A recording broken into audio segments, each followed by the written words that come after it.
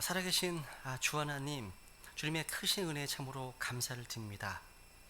주님, 사도 바울은 순교하기 직전에 쓰여진 이 말씀을 통해서 항상 이 복음에 충만한 감격과 보호 가운데 있음을 우리가 알게 됩니다.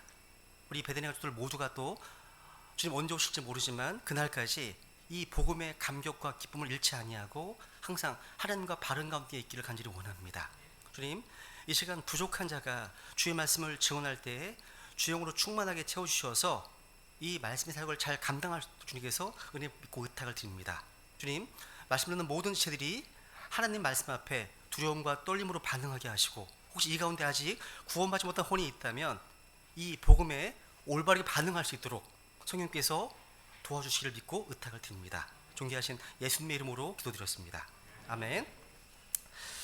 오늘 이제 본문에 이제 보시면요, 이방인의 교사 또 이방인의 사도로 부름받은 바울, 우리가 따라야 될 본으로 세움받은 바울이 어떻게 구원받았는지를 이제 간증하고 있습니다. 사도 바울은요, 복음이 자신을 어떻게 변화시켰는지를 증거하고 있습니다. 여러분은 신약 성경에서 바울의 간증이 몇 번 나오는지 아십니까? 바울의 구원받은 간증. 제가 어제 신학원에서도 강의를 했었는데요. 그러니까 바울이 자신이 어떻게 주님을 만나서 변화되었는가, 이런 바울의 간증이 6번 나옵니다. 상당히 많이 나오죠? 바울이요, 다메섹 도상에서 예수님을 만나서 구원받은 것은 간증이 사도행전에서만 3번 나옵니다. 사도행전 9장에서, 사도행전 22장에서, 사도행전 26장에서 걸쳐 나옵니다. 그리고 사도행전 외에도요, 바울 서신에서도요, 자신의 회심, 구원에 대한 간증이 여러 번 서술되어 있습니다. 갈라디아서 1장, 2장, 빌립보서 3장, 하나 한번 볼까요? 빌립보서 3장 보겠습니다. 빌립보서 3장 한번 읽겠습니다. 시작. 나는 여드레째 되는 날 할례를 받았고 이스라엘의 줄기에 속한 자요, 베냐민 지파에 속한 자요, 히브리인 중에 히브리인이요, 율법에 관하여는 바리새인이요, 열심에 관한 교회를 핍박하였고 율법에 있는 의에 대하여는 흠이 없는 자로다. 그러나 무엇이든지 내게 이득이던 것들을, 곧 그것들을 내가 그리스도를 위하여 손실로 여겼으며, 참으로 확실히 모든 것을 손실로 여김은 그리스도 예수 내 주를 아는 지식이 뛰어나기 때문이라. 내가 그분을 위하여 모든 것에 손실을 입고 그것들을 단지 배설물로 여김은 내가 그리스도를 얻고 율법에서 난 내 자신의 의가 아니라 그리스도의 믿음을 통한 의, 곧 믿음으로 말미암아 하나님에서 난 의를 소유한 채 그분 안에서 발견되게 합니다. 이게 바울의 구원 간증입니다. 그리고 오늘 본문에 디모데후서 1장에 나오는 바울의 구원 간증이 포함돼서 총 신약성경에서 6번 자신의 구원 간증을 하고 있습니다. 바울이 이런 간증을 제가 살펴보면요, 우리는 이 바울의 구원 간증에 일관성 있는 형식이 있음을 발견하게 됩니다. 그래서 이 사도 바울의 구원 간증은요, 오늘날 모든 크리스찬들의 구원 간증에 귀감이 되고 있습니다. 여러분, 바울의 구원 간증의 형식이 어떤 것입니까?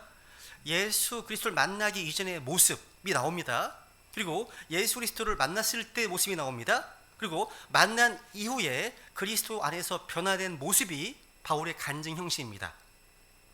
다른 말로 하면 자신의 BC, before Christ죠, 그죠? 그리스도를 만나기 이전에 나의 삶은 어떤 상태에 있었는가, 그리고 전환, 터닝 포인트가 있습니다. 내가 어떻게 그리스도를 만났는가, 그리고 에노 도미니, AD, 그리스도 만난 후에 내가 어떻게 변화되었는가, 나의 삶이, 이런 이야기입니다.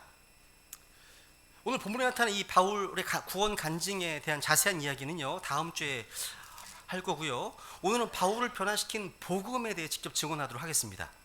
여러분, 복음이란 무엇입니까? 그것은 그리스도 예수님께서 죄인들을 구원하시려고 세상에 오셨다는 사실입니다. 여기서도 복음이 시작되는 거예요. 오늘 본문 15절 보시면요, 이것은 신실한 말이요 오늘 말이 합당한 말이니 곧 그리스도 예수님께서 죄인들을 구원하시려고 세상에 오셨다는 말이로다 말씀하십니다. 따라해보세요. 그리스도 예수님께서 세상에 오셨도다. 여러분, 이게 놀라운 신비예요. 그리스도 예수님이 누구십니까? 바로 우주 만물을 창조하신 하나님이십니다. 크고 위대하신 두려운 하나님이십니다. 디모데전서 3장 16절에 보시면요, 놀라운 신비가 나옵니다. 이 신비가 뭐냐면 하나님께서 육체 안에 나타나셨다는 겁니다. 이 놀라운 신비죠. 예수님께서는 누구시냐면 육체로 나타나신 하나님이십니다. 이것을 미스터리, 신비라고 부르고 있습니다. 왜 그렇습니까? 창조주 하나님께서 우리와 같은 아기로 태어나셨다는 사실, 이게 신비 아닙니까? 신비죠. 여러분, 물에 빠진 사람을 건져주려면 물속에 들어갑니다. 또 불에서 타 죽을 사람 건져주려면 불 속에 들어가야 하는 것처럼 세상에 있는 죄인을 건져주시기 위해서 세상에 오신 겁니다. 이 복음이죠. 만약 하나님께서요, 하나님 그대로의 모습으로 나타나신다면 어떤 일이 생기는지 아십니까? 다 죽습니다. 다 죽어요. 요거에 대한 하나의 또 예가 출애굽기 20장에 기록되어 있습니다. 하나님께서 실제 시내산에 강림하셔서 이스라엘 백성들과 만나셨습니다.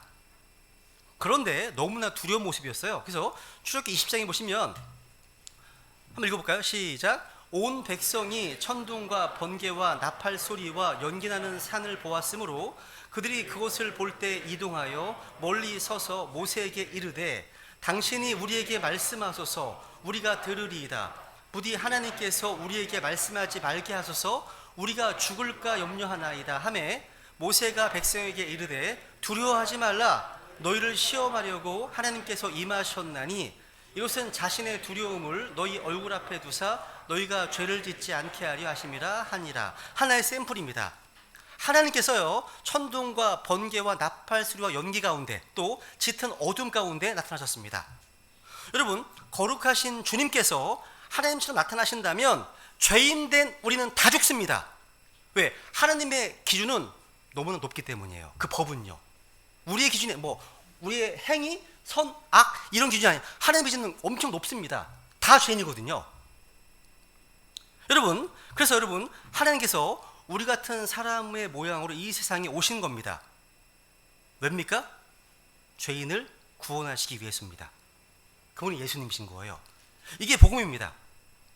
여러분, 그 옛날 조선시대 천안 백정의 집에요, 백정의 집에 왕이요, 왕복을 입고 칼을 찬 군사들과 함께 나타났습니다. 백정이 어떨 것 같습니까? 바닥에 엎드려서 벌벌벌 떨었습니다. 옛날에 왕의 얼굴을 용안이라고 하죠. 그 얼굴 쳐다보면 목을 잘랐습니다. 그래서 쳐다보지 못하고 벌벌 떨었겠죠. 그런데 이 왕이요, 농사꾼의 옷을 입고 삿갓을 쓰고 혼자 변장에서 나타났습니다. 변장에서. 그럼 백정하고요, 둘이 편하게 대화할 수 있습니다. 이렇게 우주 만물을 창조하신 크고 위대하신 하나님께서 사람의 모양으로 이 세상에 오셨습니다. 하나님께서 사람의 모양으로 죄인을 구원하시기 위해 세상에 오셨다는 거죠. 저 높고 높은 별을 떠나서 이 낮고 낮은 땅까지 오셨습니다. 가장 먼 여행을 하신 분이 바로 예수님이십니다. 여러분, 예수님이 누구십니까? Who is Jesus? 이렇게 미국의 복음주의자들에게요, 예수님이 누구십니까? 라고 물어보면 모범 답안이 있습니다. Jesus is true God and perfect man. 이렇게 답변합니다. 예수님은 참 하나님이시며 완전한 인간이시다. 이게 모범 답안입니다. 예수님은 누구십니까? 참 하나님이십니다. 그리고 우리를 구원하기 오신 또 완전한 인간으로 오셨습니다. 그래서 이것을 God man, 신인이라고 합니다. 신인. 그래서 하나님과 사람 사이에 우리의 중보자가 될 수 있는 거죠. 어쨌든 예수님은요, 죄인을 구원하시기 위해서 세상에 오셨습니다. 저는 디모데후서 1장 15절 말씀, 이게 너무나 감격스럽습니다. 만약에 그리스도 예수님께서 죄인들 대신에, 이 죄 대신에 의자가 들어있다면 어땠을까요?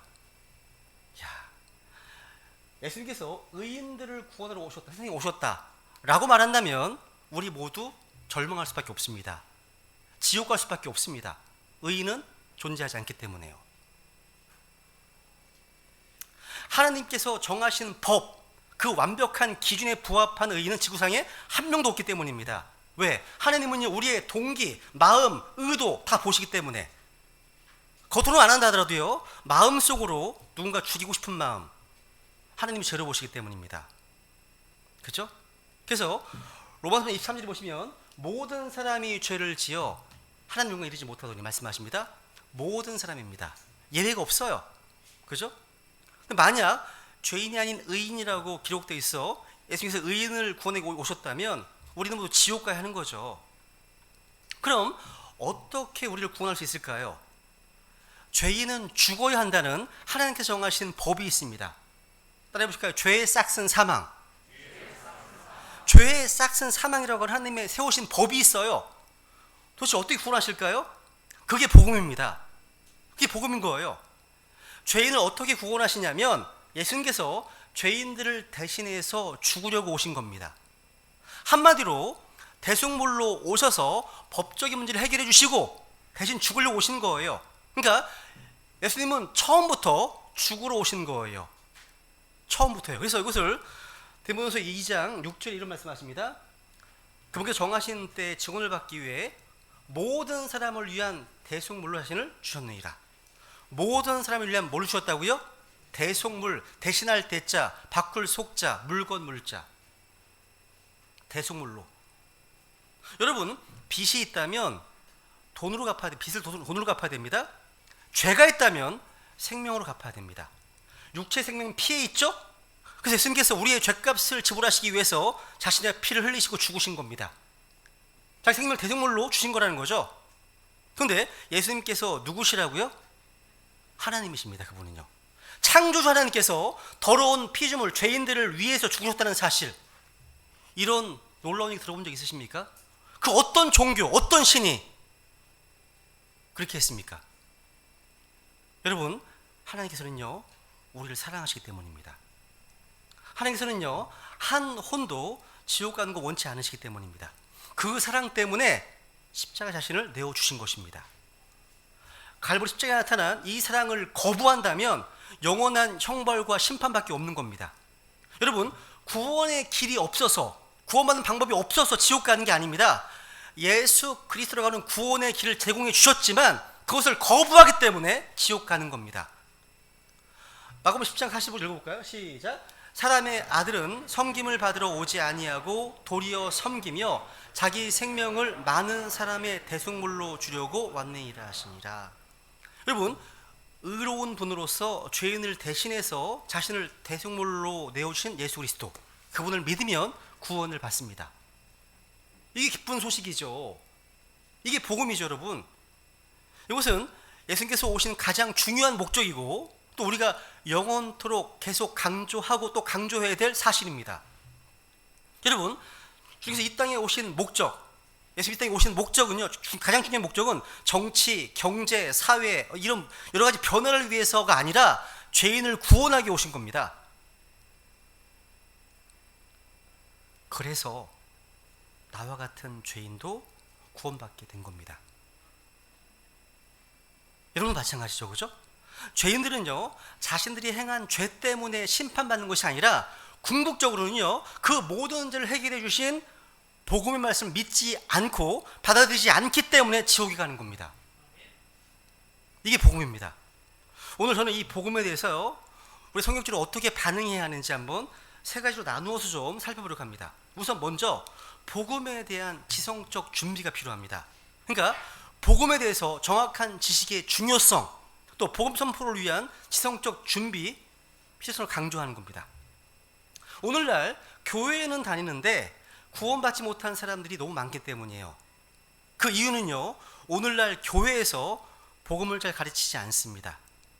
오히려 이런저런 행사, 프로그램이 너무나 많습니다. 이런 데 열심을 내고 있어요. 근데 지식 없는 열심은 좋은 것이 아닙니다. 그래서 로마서 10장에 보시면 1절,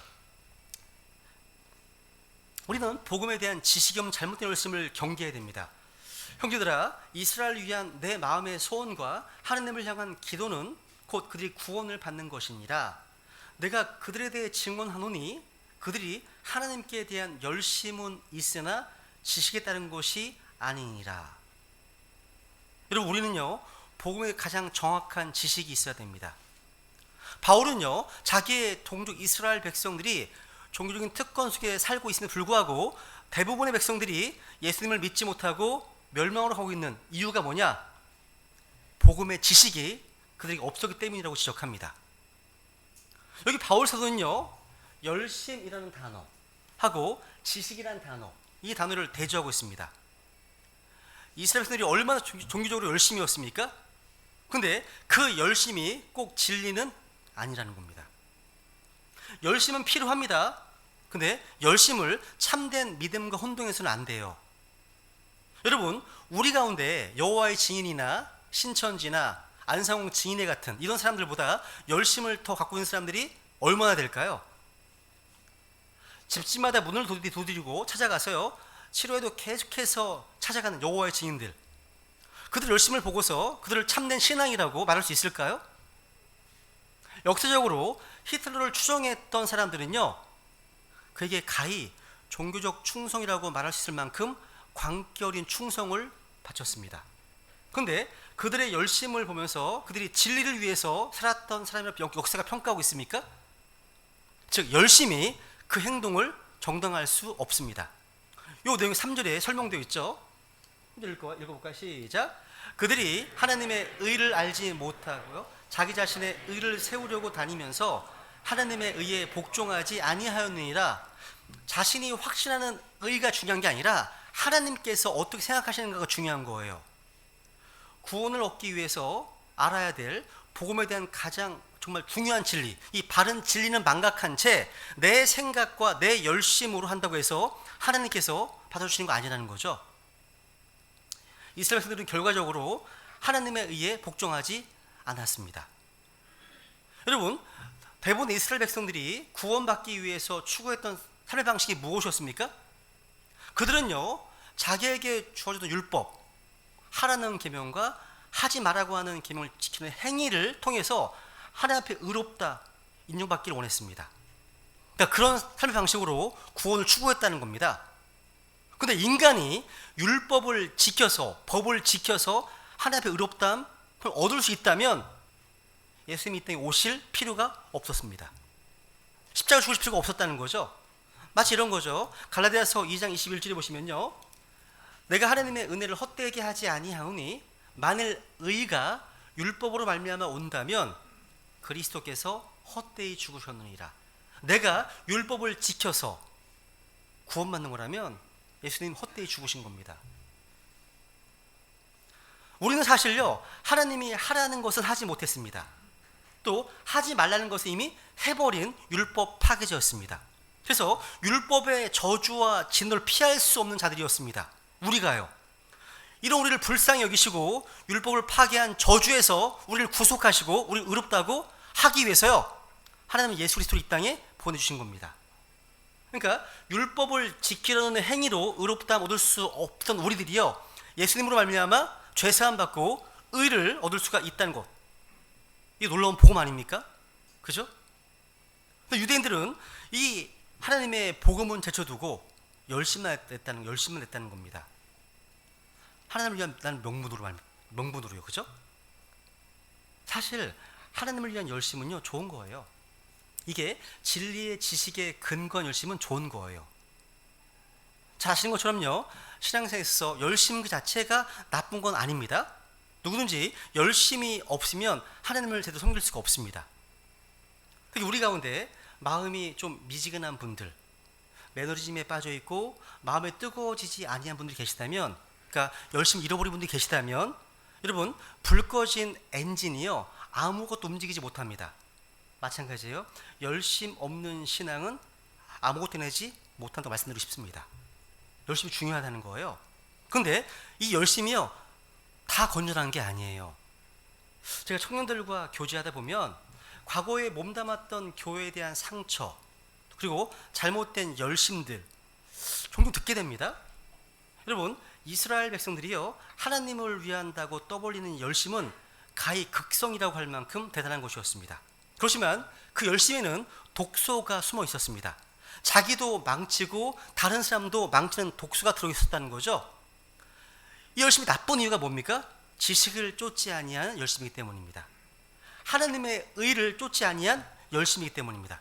다른 말로 하면요, 그들의 열심은요, 성경을 모르는 무식한 열심이라는 뜻입니다. 무식한 열심. 주변을 한번 돌아보세요. 주변을 한번요. 유대인처럼요, 잘못된 열심을 가지고 극성을 부리는 사람들이 어디 한둘입니까? 너무나 많습니다.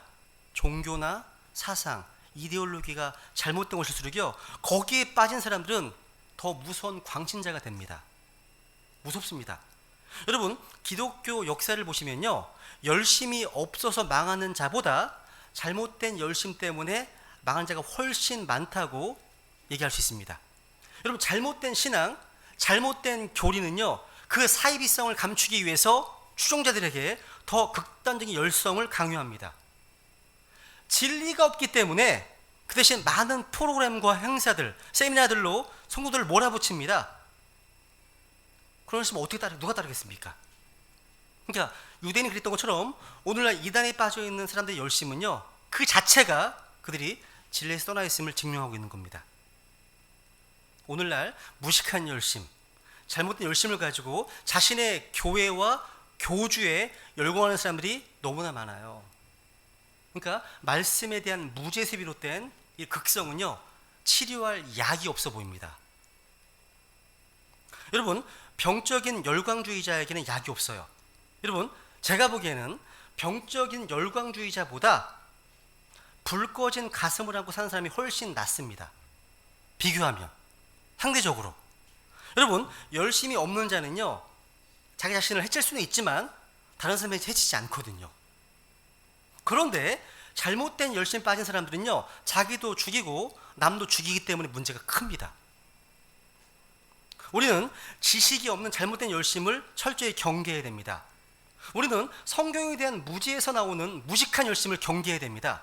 그런데 잘못된 열심을 경계하다가 옳은 열심마저도 죽이는 일은 없어야 되겠죠. 그죠? 하나님의 의가 되시는 예수 그리스도를 위해서 우리 모두가 뜨거운 간을 하고 신실해야 되겠죠. 그죠? 이단에 빠진 자들 보세요. 성경에 대한 무지와 잘못된 진리를 가지고도 자신들의 교주를 위해서 정말 생명을 내놓고 설칩니다. 그런데 하나님의 의이신 예수 그리스도를 믿음으로 값없이 구원받은 우리가요, 뜨거운 열심을 내지 않는다면 말이 안 되는 것 같지 않습니까, 이게요? 그죠? 우리는 진리가 있잖아요. 지식이 있잖아요. 바른 성경과 바른 복음과 바른 교리를 알고도 열심을 안 낸다면 이게 바른 신앙이라고 할 수 있습니까? 여러분의 마음속에요, 바른 복음에 대한 지식 때문에, 바른 교리 때문에, 나를 구원하신 예수 그리스도에 대한 그 사랑 때문에 미치는 열심이 있으십니까? 거기에는요, 기름을 좀 더 부으셔야 됩니다. 더 부어도 괜찮습니다. 지나치다고 걱정하지 마세요. 주님은요, 지나치게 하지 않으시거든요. 성령님은요, 지나치면요, 그걸 절제하도록 은혜를 주시기 때문입니다. 그럼 이제 복음에 대한 두 번째, 그러니까 두 번째로요, 지성적으로 복음을 전하십시오. 따라해보세요. 지성으로 복음을 전하라. 우리가요, 사람들에게 복음을 전할 때 그 혼들이 전인격적으로 복음을 받을 수 있도록 도와줘야 되는데, 그러려면 지성적인 복음 준비가 필요합니다. 복음 전도가 필요하다는 거죠. 그들을 설득하는 작업도 필요하다는 뜻입니다. 보통 이제 설교학 책들을 보시면요, 설교가 무엇이냐, 프리칭이 무엇이냐라고 이렇게 설명되는 걸 자주 보게 됩니다. 설교란 캐리그마로서 하나님의 말씀을 권위 있게 선포하는 것이라고요. 선포하는 것이다. 선포. 맞는 말입니다.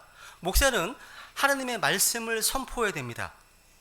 그렇지만 우리가 복음을 전할 때는요, 선포만으로는 사람이 변화되는 경우는 제가 복음 전도자로 사역하면서 극히 적었어요. 사람은요, 이성적인 존재입니다. 지적인 존재이기 때문에 설득이 필요해요. 성경을 보더라도요, 선포뿐만 아니라 설득이라는 요소도요, 상당히 많은 부분 들어가 있어요. 우리는 대개요, 믿음이 없는 사람들은요, 구원의 문제나 죽음 이후의 문제에 대해서 관심이 없을 거라고 생각합니다. 그런데 제가 그동안 만나본 사람들, 상담해본 사람들은요, 그렇지 않았습니다. 이들은 구원이 무엇이고 죽음이 어떻게 될 것인지에 대해서 관심이 많았습니다. 질문도 굉장히 많았습니다.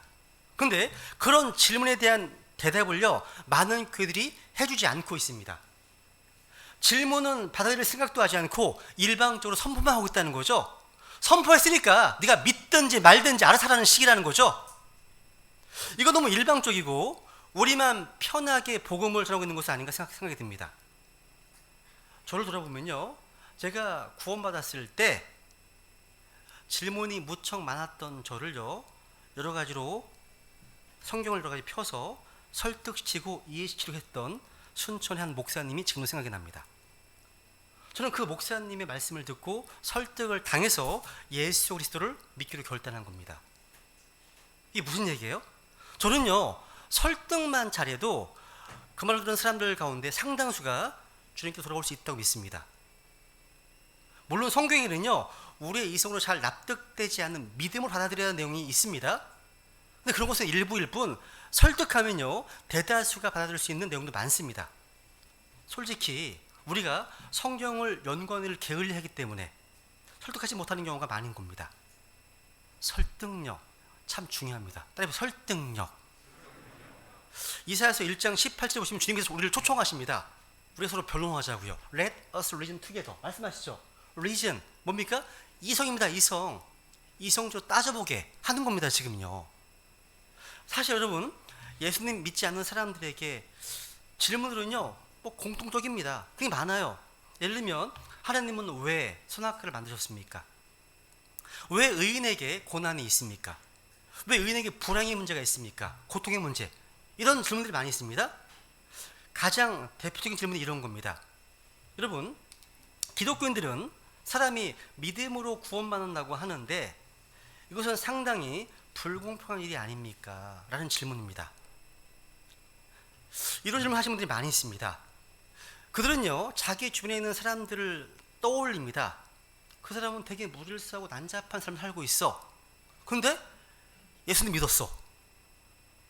그러면 그런 사람이 구원받는 거에 대해서 상당히 불공평한데? 이렇게 생각한다는 거예요.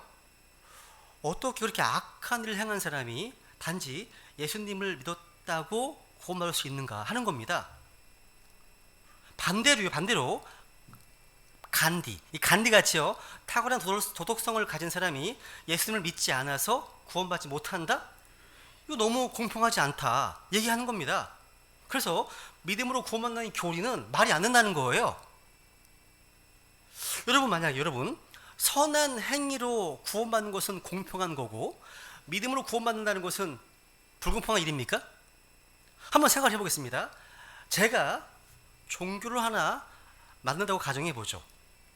행위로 구원받는다는 의미로 그것을 이제 행위구원교라는 종교를 만들었다고 쳐봐요. 행위구원교. 제가 만든 종교입니다. 이제 구원의 교리를 제가 세웁니다. 선행을 하면 구원받는다 이렇게 정했어요. 그렇다면 선행에 기준이 있어야 할 거 아닙니까? 기준. 그 기준을 횟수로 정했다고 쳐보죠. 선행을 100번 이상 한 사람은 구원해주고 100번 미만한 사람은 구원해주지 않기로 합니다. 그러면 당장 문제가 생겨요. 어떤 사람이 선행을 99번 했어. 참 억울하다 생각합니다. 항의하는 거죠. 어떻게 이럴 수가 있냐고. 나는 딱 한 번 모자라는데 구원해주지 않아? 불합리한 거 아니냐 따집니다. 그래서 제가 마음이 약하잖아요. 그래서 마음이 약해져서 기준을 90으로 낮췄습니다. 90으로. 문제가 해결됐습니까? 89번 선행한 사람이 와서 항의합니다. 다시 기준을 낮춥니다. 80번으로요. 이번에는요, 79번 선행한 사람이 와서 항의합니다. 무슨 얘기예요? 이 종교는요, 시작부터 무너지고 있습니다. 그러니까 행위로 구원받는다는 것은요, 기준이 애매모호하고 오히려 더 많은 사람을 용납할 수 없다는 사실입니다. 또 생각해 보세요. 행위로 구원받는다고 할 때 문제가 뭐냐면 선행이라는 것은요, 환경과 상황이 유리한 사람이 베풀기가 더 쉽다는 사실입니다. 이게 무슨 얘기예요? 예를 들어서 돈이 많은 사람이 남을 도와줘 구제하는 것이 더 편하지 먹기 살기도 힘든 사람이 구제하는 게 더 편합니까? 또 건강한 사람은 여기저기 다니면서 선한 일을 행할 수 있지만 병든 사람, 병상에 누워있는 사람은요, 자기 몸도 추스르기 힘든 상황인데 손을 풀기 어렵죠. 그죠? 또 남에게요, 지식을 나눠주는 선행도요, 머리가 좋고 공부 잘하는 사람은 그냥 자기 실력으로 남을 가르치면 됩니다. 그런데 하나를 들면 10개가 헷갈리는 우리 애들 같은 경우, 남을 가르치는 자체가 정말 불가능한 겁니다. 이처럼 선행으로 구원받는다는 것은요, 환경과 조건에 따라서 너무나 불공평하다는 사실입니다. 기준을 또 바꿔볼게요. 예를 들어서요, 100m 달리기를 해서 13초 안에 들어오는 사람은 구원해주고 13초 넘어 들어오는 사람은 구원해주지 않는다고 생각해 보세요. 그렇게 되면 내 생각에 구원받은 사람의 3분의 2 정도는 블랙, 흑인이 될 겁니다. 생각해 보세요. 달리기를 잘하잖아요. 그렇다면 선천적으로 운동 실력이 좋지 않은 사람들이 항의할 거 아닙니까? 이렇게 행위 구원교라는 것은요, 뭘 기준으로 삼든 간에 기준 자체가 흔들리게 되어 있다는 사실입니다. 그렇다면 믿음으로 구원받는다, 이 성경적 교리 한번 돌아보자. 한번 이게 얼마나 공평한 건지 아십니까? 제가 질문 던지겠습니까? 주 예수님을 믿어서 구원받는 것이요, 부자가 더 쉬울까요? 가난한 자가 더 쉬울까요? 그렇지. 역시 홍필 형제 좋았어. 답은 둘 다 쉽다는 겁니다. 둘 다 쉽죠, 여러분. 부자는요, 넉넉하니까 믿기가 쉽고, 가난한 사람은요, 부족함이 많으니까 믿기 쉽습니다. 반대로 둘 다 어려울 수도 있습니다. 부자는요, 배부르기 때문에 믿기 힘들고, 가난한 사람은요, 먹고 살기 어렵다고 믿기 힘듭니다. 즉, 부자에게나 가난한 사람에게나 구원의 조건은 똑같이 쉽거나 똑같이 어렵다는 사실이에요. 또 예수님 믿는 것이요, 건강한 사람이 더 쉬울까요? 건강하지 않은 사람이 더 쉬울까요? 이 경우도 마찬가지죠. 마찬가지입니다, 여러분. 건강한 사람은요, 건강하기 때문에 믿음을 가질 수 있고, 병든 사람은요, 병들었기 때문에 하나님을 찾을 수가 있는 겁니다. 그러니까 이렇게 공평하다는 거예요. 지금 공평한 겁니다. 또 나이 든 사람이 믿기 쉬울까요? 젊은 사람이 믿기 더 쉬울까요? 마찬가지입니다. 이것도요, 나이 든 사람은요, 이 땅을 떠날 날이 얼마 남지 않았기 때문에 잘 믿을 수 있고요, 젊은 사람은요, 세상물이 좀 덜 들고 순수하기 때문에 잘 믿을 수 있는 거죠. 그죠? 이처럼 믿음으로 구원받는다는 것은요, 아주 페어플레이예요. 공평한 일이라는 거죠. 저는 믿음으로 구원받는다고 하는 이 놀라운 복음을 증언하는 크리스찬으로 부름받았다는 사실 정말 감사합니다. 이 말씀을 전하는데 정말 당당합니다. 너무 완벽하거든요. 여러분도 마찬가지입니다. 그래서 바울은요, 로마 10장 12절에 보시면 이런 말씀이 있습니다. 읽어볼까요? 시작. 이는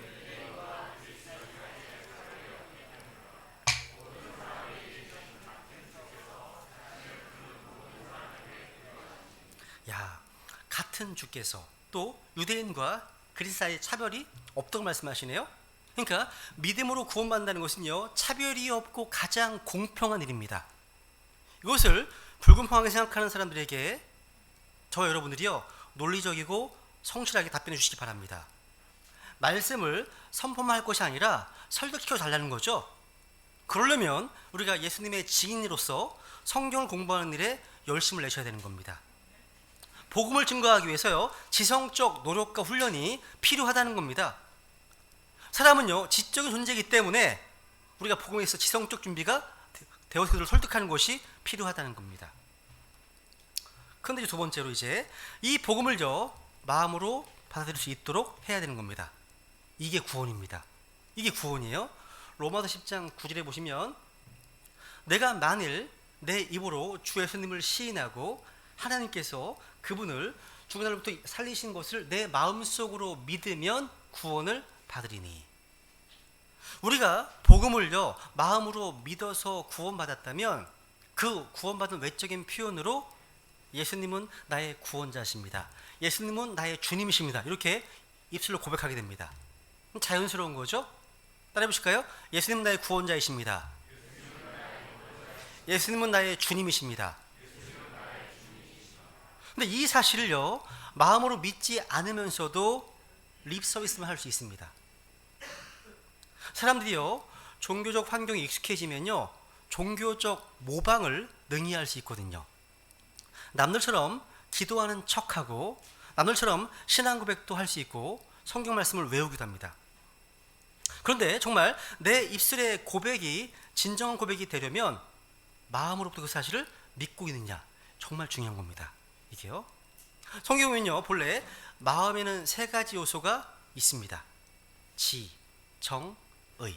인간의 지성과 감정과 의지, 이 세 가지가 다 동반된 믿음이 진짜 믿음입니다. 자, 앞에서 이 복음에 대한 지성적 준비를 말씀드렸죠. 이것은요, 대부분 두뇌를 통해서 이루어지는 작용입니다. 그런데 내가 어떤 구원에 대한 지식을 갖게 되었다고 구원받는 것은 아닙니다. 구원의 지식은 반드시 있어야 하지만 그 사실을 마음으로 믿어야 됩니다.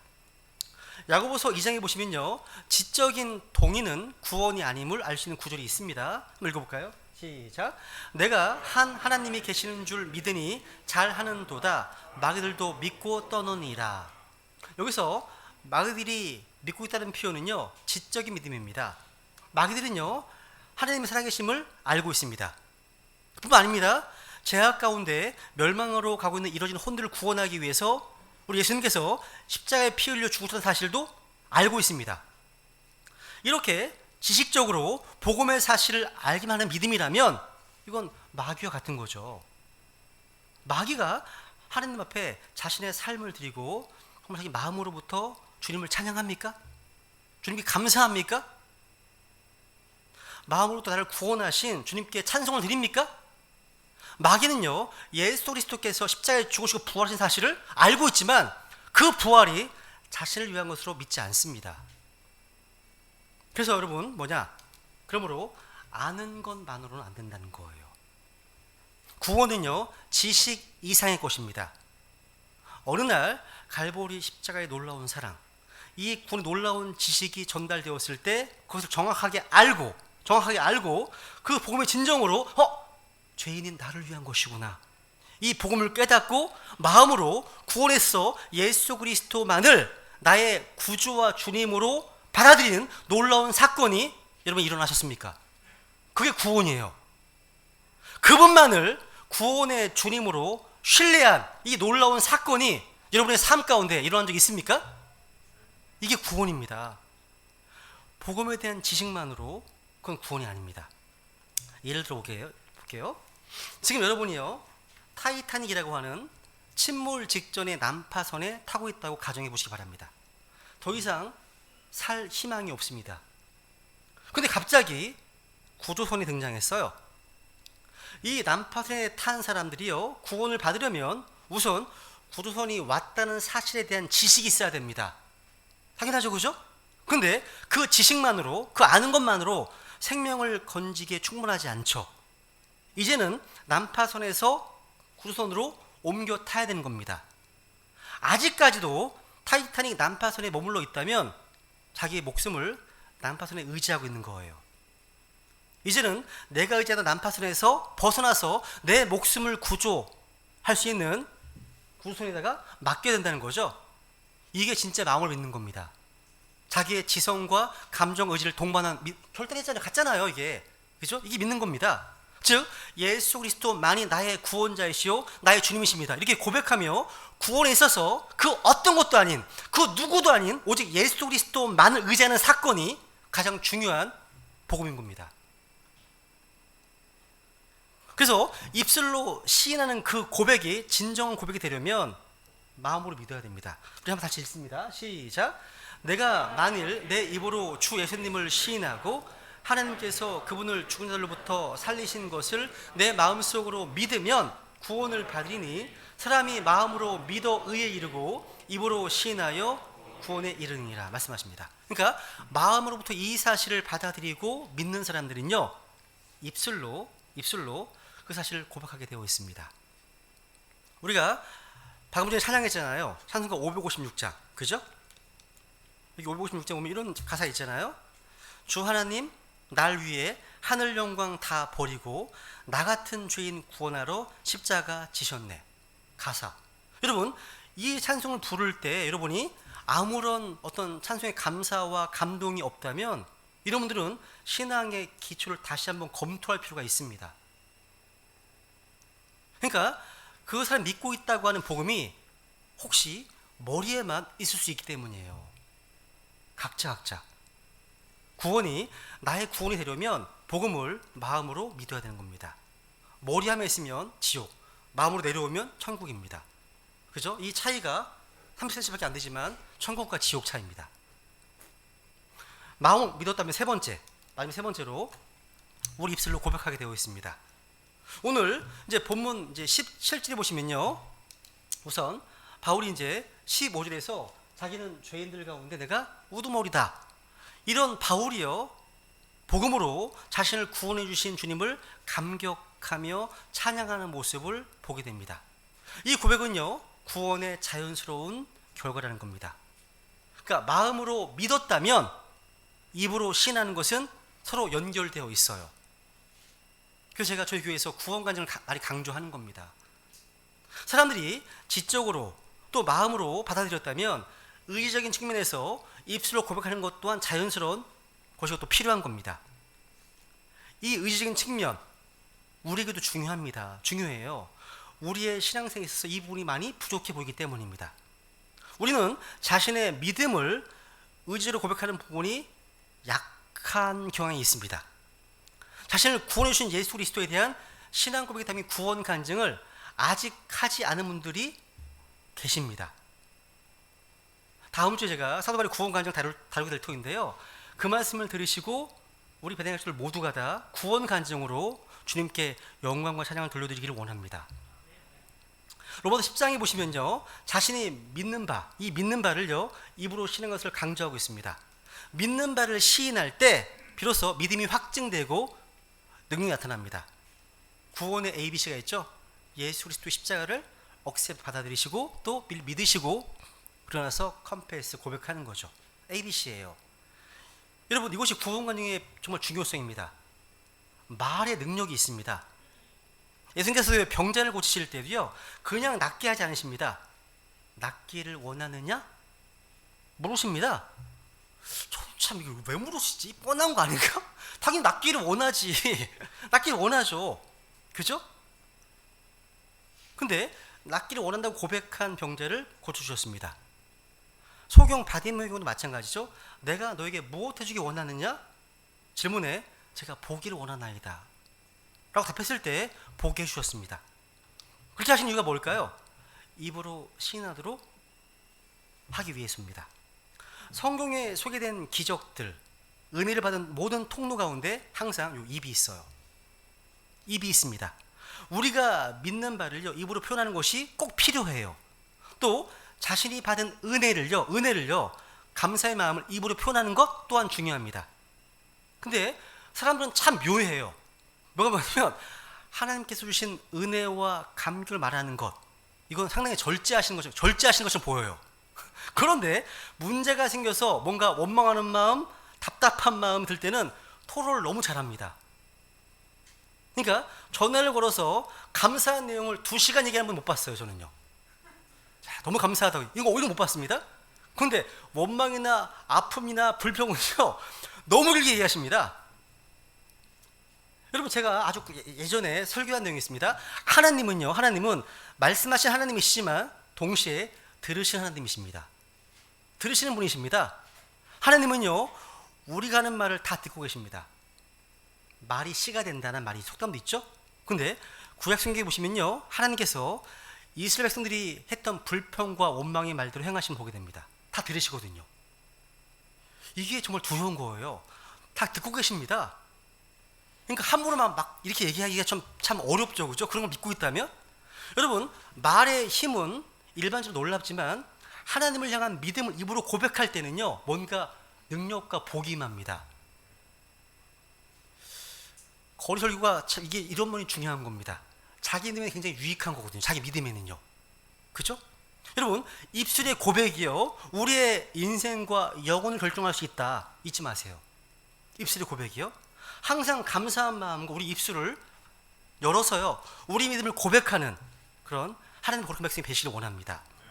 여러분, 하나님의 백성의 입술의 힘이 얼마나 강한지요. 성경에 보면요, 악한 마귀가 우리 입술의 고백을 막고자 하는 게 자주 등장해요. 막으려고 해요. 입을 막으려고 하는 거죠. 우리는 침묵해서는 안 되는 거죠. 그죠? 사도행전 4장에 보시면 공회원들이요, 그 당시 베드로와 요한에게 이렇게 말합니다.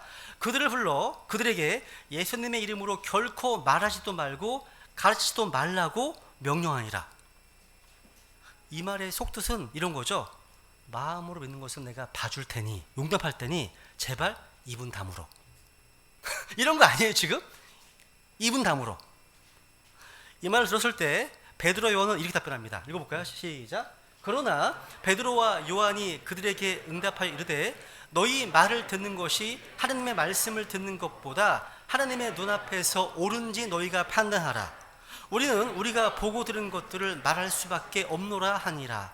야, 여러분, 이들은요 자신들의 믿음을요 입술로 고백하고 다닐 때 놀라운 부흥과 또 악한 마귀의 견고한 진이 파괴된 일들을 경험하게 되었습니다. 침묵하는 그리스도인 성경적으로 있을 수가 없습니다. 입을 열어야 될 수밖에 없죠, 그죠? 그래서 우리 믿음을 입으로 고백하십시오.